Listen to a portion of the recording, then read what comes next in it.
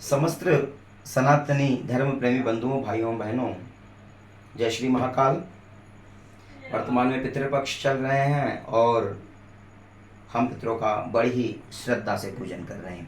श्रद्धा का मतलब ही श्राद्ध होता है।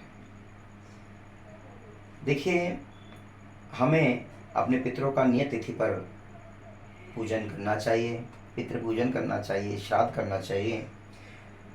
यहाँ पर कहा गया है जो व्यक्ति पितरों का पूजन करते हैं, ये तो निश्चित है कि हर सनातनी, हर हिंदू धर्म के हर व्यक्ति को पितरों का पूजन अवश्य करना है। कहा जाता है, शास्त्र कहता है, आयु पुत्रान यशः स्वर्गम कीर्तिम पुष्टिम बलम श्रेयम पशुम सौख्यम धनम धान्यम प्रत्युन्यात प्रीति पूजनम पितृपूजनम। देखिए, पितृ के पूजन से आयु, पुत्र, यश, स्वर्ग की प्राप्ति, कीर्ति, पुष्टि, बलम, श्रेयम, श्रेय मतलब होता है कीर्ति, यश, पशुम सौख्यम धनम धान्यम, धन धान्य पशु सौख्यम सभी की प्राप्ति अगर करना है तो निश्चित तौर पर पितृ पूजन कीजिए। पितृ पूजन के माध्यम से सारी चीज़ें अपने आप ही स्वतः ही मिल जाएगी, क्योंकि पितरों का आशीर्वाद जब मिलता है तो सारे कार्य संपन्न हो जाते हैं। इसी क्रम में एक प्रश्न आया है। देखिए, महू मध्य प्रदेश से श्री ज्ञान सिंह जी का एक प्रश्न है। ये पूछते हैं कि आचार्य जी, पितरों का पटा कब करना चाहिए? बहुत अच्छा प्रश्न है आपका, और ये प्रश्न कई लोगों ने भी पूछा है। भौतिक रूप से जवाब उनके दिए हैं, लेकिन आज ये जवाब यहाँ से हम इस वीडियो के माध्यम से देते हैं। देखिए, प्रथम वर्ष में, मृत्यु उपरांत प्रथम वर्ष में और तृतीय वर्ष में पितरों का पटा अवश्य रूप से कर देना चाहिए। जब तक पितरों का पटा नहीं होता, पितृमेलन नहीं होता है, तब तक पितृ जो है इधर उधर रहते हैं, और वो जब मिलान कर दिया तो पितरों में मिल जाते और एक दूसरे को जो है वो पहचान पाते हैं, और उसके बाद ही जल देने का एक प्रचलन है। तो हमें प्रथम वर्ष में या तृतीय वर्ष में निश्चित तौर पर हमें पितरों का पटा कर देना चाहिए। आचार्यों को बुलाकर, ब्राह्मणों को बुलाकर आप बढ़िया प्रेम पूर्वक पितरों का पटा करिए, क्योंकि पितरों का पटा होने के बाद ही पितृ जो है जल के रूप में संतुष्ट हो जाते हैं।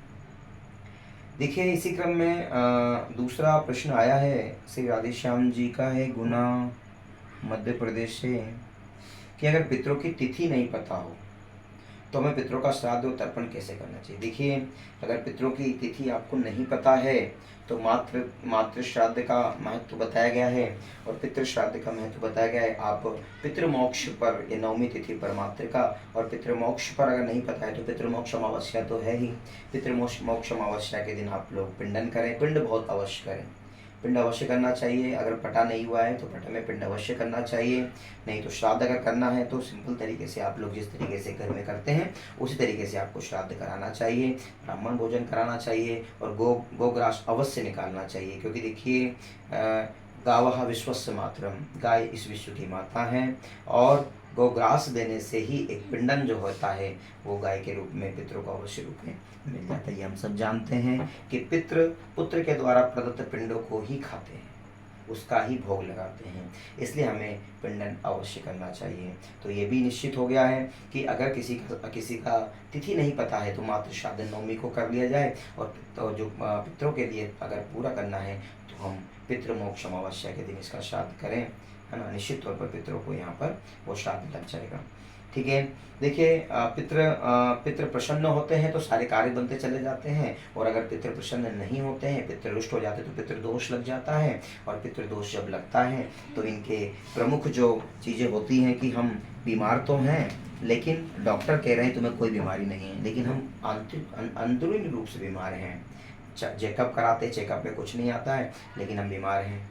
डॉक्टर के पास बार बार जाते हैं, उसमें कुछ नहीं आता, लेकिन हम लोग बीमार हैं। तो ऐसी कंडीशन में क्या करना चाहिए? ऐसी स्थिति में हम लोगों को पितृदोष का पूजन एक बार जरूर किसी ज्योतिषाचार्य के पास जाकर मिलाना चाहिए कि कहीं हमें पितृदोष तो नहीं लगा है।